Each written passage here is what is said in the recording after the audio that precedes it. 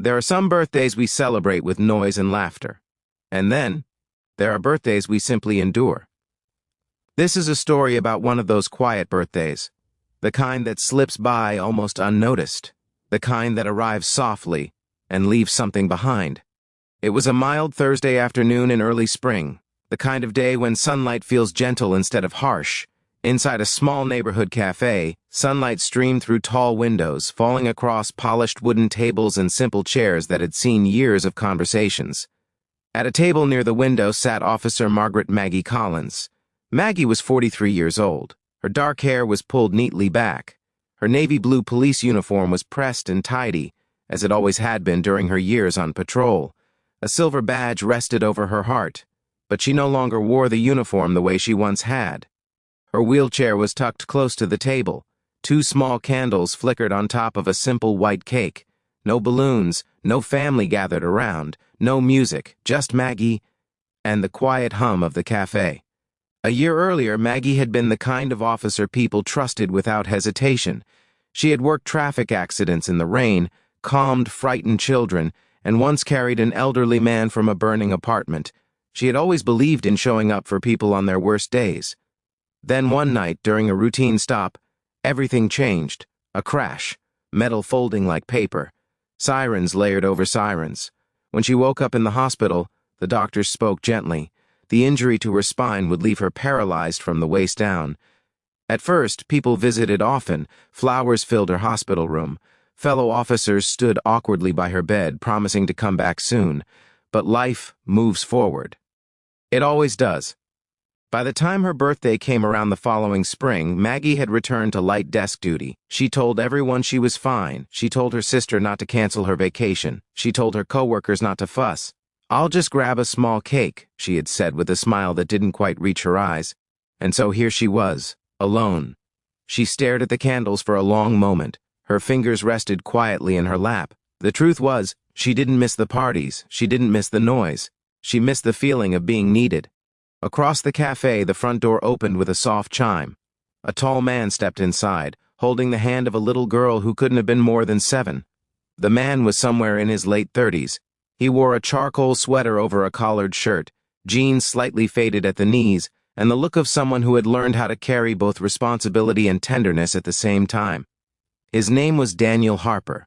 Beside him walked his daughter, Lily. Lily wore a soft lavender dress and white tights. Her light brown hair was brushed neatly back, clipped on one side. In her hands, she carried a small pink bakery box tied with ribbon. She held it carefully, as if it contained something important.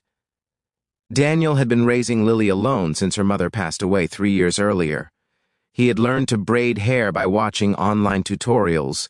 He had learned that grief doesn't disappear, it just changes shape. And he had learned that children see more than we think they do. They chose a table not far from Maggie. Lily's eyes wandered, curious and bright, and then she saw the cake. She tugged gently at her father's sleeve. "Daddy, that lady has birthday candles." Daniel glanced over. He noticed the uniform, the wheelchair. The way Maggie's shoulders seemed slightly folded inward. "Looks like it," he said softly. Lily watched for a moment longer. "She's by herself." There was no judgment in her voice, just observation. Daniel hesitated. He had learned not to intrude on strangers' quiet moments, but he also knew something about birthdays that feel heavy. Lily leaned closer to him and whispered, "Can we sing to her?" Daniel smiled faintly. "We don't even know her name." "That's okay," Lily replied in the confident way only children can manage. "Everyone deserves someone on their birthday." Daniel felt something stir in his chest. He looked back at Maggie. She had lifted her hand now as if she might blow out the candles, but she paused, just sat there. "All right," Daniel said gently. "Let's ask." They stood and walked slowly to her table. "Excuse me, ma'am," Daniel began, his voice warm but respectful. "My daughter noticed your candles. We didn't mean to interrupt, but we were wondering if it's your birthday." Maggie looked up, surprised. Her eyes were a clear gray blue, thoughtful and guarded. "Yes," she answered after a moment. "It is." Lily stepped forward, holding her pink box close to her chest. "My name is Lily," she said, "and this is my dad. We don't think you should sing alone." For a second, Maggie couldn't speak. It wasn't pity she saw in their faces. It wasn't curiosity about the wheelchair. It was kindness, plain and simple. "Well," Maggie said softly, her voice catching just slightly. I suppose I could use a little company. Lily beamed. Daniel pulled out a chair and sat down. Lily climbed into the seat beside him, placing her pink bakery box carefully on the table. We brought cupcakes, Lily explained proudly, but I think your cake looks nicer. Maggie let out a quiet laugh. It was the first real one of the day. Cupcakes are always welcome. Daniel nodded toward the candles. May we? Maggie swallowed gently and nodded. And so, in the middle of a quiet cafe, 3 voices began to sing, not loudly, not perfectly in tune, just warmly. Happy birthday to you. A few other customers turned their heads. A woman at the counter smiled. Someone near the window joined in for the last line. When the song ended, Maggie closed her eyes briefly and blew out the candles. The applause was soft, but it filled the room. Lily clapped the hardest. Maggie blinked quickly, brushing at the corner of one eye. Thank you, she said. I didn't realize how much I needed that. Daniel looked at her gently. My wife used to say that birthdays aren't about getting older. They're about remembering you're still here, and that matters.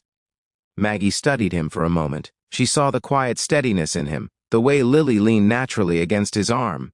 I used to be on patrol, Maggie said after a pause. Now I mostly sit behind a desk. It's been an adjustment. Lily looked at her wheelchair, thoughtfully. Did you help people? She asked. For a long time, Maggie replied. Lily nodded seriously. Then you still do. Maggie tilted her head. How's that? Because you're still here, Lily said simply. You're still you. The cafe grew quiet again, but it felt different now, warmer. Daniel opened the pink box and handed Maggie a cupcake with pale pink frosting. We always bring extra, he said. They sat together for nearly an hour. They talked about small things, about school projects, about the best way to make grilled cheese sandwiches, about how spring in the city always feels like a second chance. Maggie found herself telling them about the elderly man she once carried from that apartment fire, about how he sent her a Christmas card every year, about how she had almost stopped reading those cards after the accident because they reminded her of who she used to be. Daniel listened without interrupting. You're still that person, he said quietly, just in a different way. There was no dramatic revelation, no sudden miracle, just something steady settling into place. Before leaving, Lily reached into her small purse and pulled out a folded piece of paper. I made this in case you needed it, she said shyly. It was a crayon drawing, 3 stick figures holding hands, one in a dress, one tall, one in a wheelchair with a shining yellow badge on the chest. Above them, Lily had written carefully, Thank you for being brave. Maggie pressed the drawing to her heart. You've given me the best birthday I've had in a long time, she said. Daniel stood and offered his hand. She shook it firmly. Sometimes, he said, the smallest table in a cafe becomes the most important place in the world. As they walked toward the door, Lily turned back and waved. See you next birthday, she called. Maggie watched them step out into the soft afternoon light. The candles were gone. The cake was half eaten. The cafe had returned to its ordinary rhythm, but Maggie no longer felt alone. Later that evening, back in her small apartment, she taped Lily's drawing to her refrigerator. She sat quietly for a long time, thinking. She realized something simple, something many people in their 50s and 60s already know deep in their bones. Life does not always return what it takes, but sometimes it sends something different, a little girl with a pink bakery box. A widowed father who understands quiet grief, a song sung softly in a cafe. Kindness rarely announces itself. It just walks in, takes a seat, and reminds you that you are still part of the world, and that is sometimes more than enough.